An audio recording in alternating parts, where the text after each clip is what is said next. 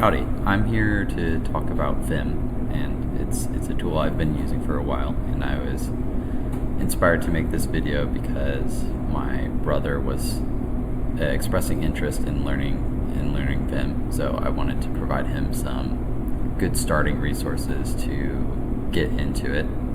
And with that being said, everyone sort of needs to know that the starting tool that is provided by Vim is called Vim Tutor, and this is kind of what is expressed to the initial users when learning Vim. And this is great, but I feel like it doesn't show much of the insane power that Vim has. And I think one of the best things someone can do to kind of express the uses of Vim is to go and show them some of the crazy stuff you can do. So this shows you your basic movement commands, like instead of using your arrow keys, you're using your J, K, and L to move around. That's not very usual for some people, so they got to explain that. And you have some like editing commands, like you can go to the end of the line and start typing using like capital A, and it goes and shows you a lot of these things. But just to make things more relatable, I think it's good to go and have a person that you kind of understand go and explain it in their own words as well. So I'm gonna do a new file called my Vim tutor. I'm going to make it a markdown file just because that can show some of the cool features that Vim has. So when starting out with a file, you have a couple of different modes. The Vim is a mode-based text editor that has a bunch of commands that you can run in one mode versus another mode. And these main modes are, let me type something out real quick. The quick brown fox, and I don't know the rest of the phrase, but ate a salad. And currently I have this plugin. So Vim is something where there's a large community that goes and adds like plugins that make your experience a little bit more easy.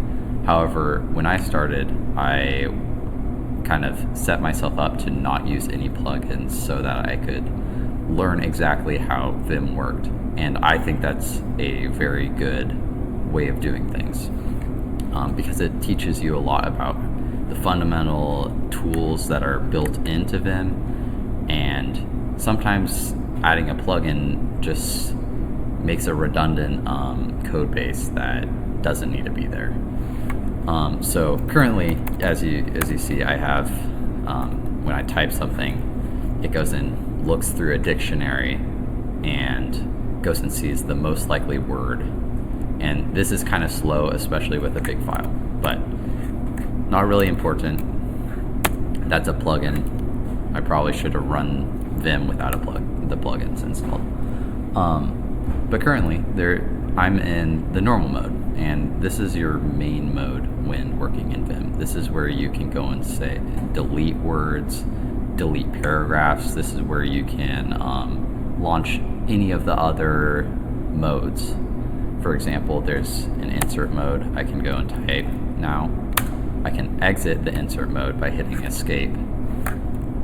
I can, now I'm in normal mode again. There's different ways of entering the insert mode.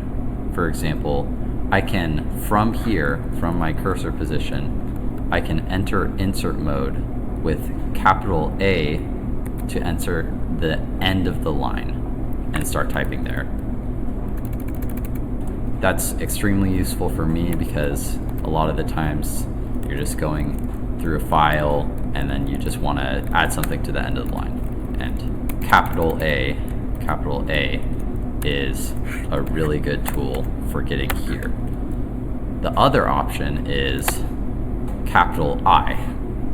This is capital I, this gets you right here. So A and I are really good tools of getting around and entering insert mode. My other favorite one is O. O goes and creates a new line underneath your current line and enters you into insert mode. So like if I am wanting to jot something down or add something to a list, I can type something cat. And then I guess right there I can just hit enter, but it's a good tool if you're in normal mode and then you need to add something underneath. So this gets to us to one of our other main modes. So there's normal mode, insert mode, and then one of my favorite tools is visual mode. So this is a mode where you're able to select different text. And this operates pretty similarly to your normal mode because you're able to do a lot of the same commands that you can in normal mode. For example, in normal mode, I can do D to delete something, or in fact, it's called DD. I can hit DD to delete a line. And you can do something similar with visual selection. In visual mode, if you go and grab something, you can go and hit D and it deletes it. In normal mode, likewise, there's a CC. You can hit CC, or yeah, I can hit CC, and that changes the entire line. So C is for change, and then D is for delete. I think that's pretty self-explanatory. But yeah, so delete, change,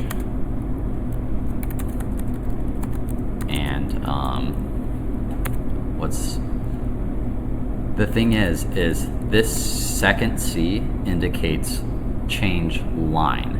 So this is actually change line. This is delete line. However, there are other things that you're able to delete. For example, if I want to write CW, and I go and this is actually changing word. So I go and type change. I'm going to actually copy this. That's another tool that you have, which is copying a line, which would be YY. So that's yank line / copy line. This is an extremely fundamental tool that is very useful for Vim users. So right here, we are going and explaining the difference between change line and change word. So I have change word. So right here on the word line right here, I'm going to go and type CW. And that goes and gets the entire word and then puts you into insert mode and deletes the word.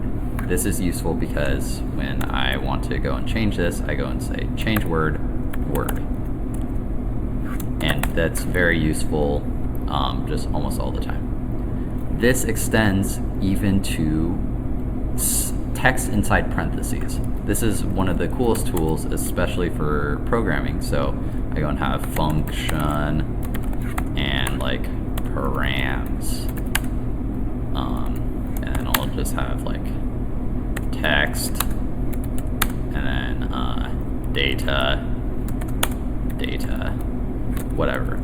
Basically, I have this area right here, and it's surrounded by parentheses. Well, what I can do is I can write C parenthesis, and you know what that does? That goes and changes everything within those parentheses. So if I go and write change parenthesis, oh, what was that?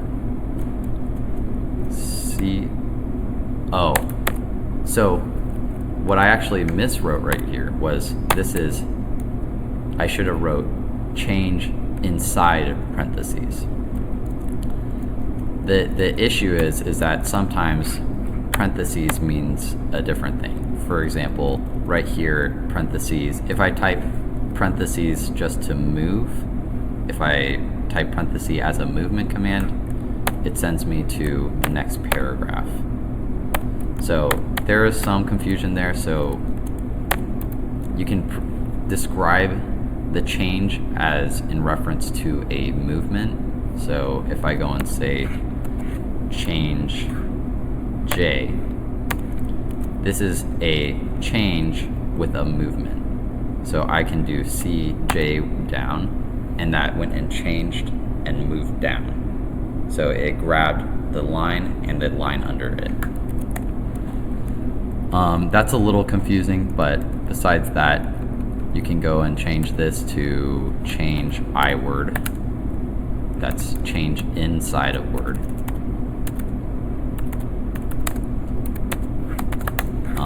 And yeah, these are some of the basic things that I think are super valuable. Yeah, and I think this is a good starting place. Things get a little bit more intense as you kind of realize how many different movement commands you can combine with these basic, like this is a command describing a object that you're wanting to apply that command to. And then you have commands that you apply to movements, and you have all of these different things that you're able to apply. And essentially it's like a coder's, it's the best way to automate things, is just providing some sort of command that you're able to plug and play with many different things you're trying to do. For example, I'm trying to get to a location, so then I do a movement command. If I'm trying to change inside an object like a word or a line or a paragraph, I can just go and apply that. And yeah, so I think this is a good starting place to show a couple of the cool things about Vim. So yeah, thank you for watching.